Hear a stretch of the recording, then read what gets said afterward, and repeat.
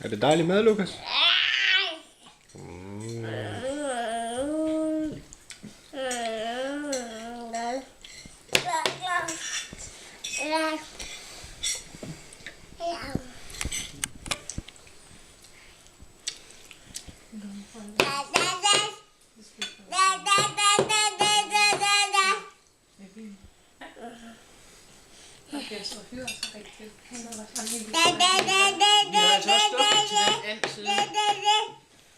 Klokken 7:30 i morges mere eller mindre.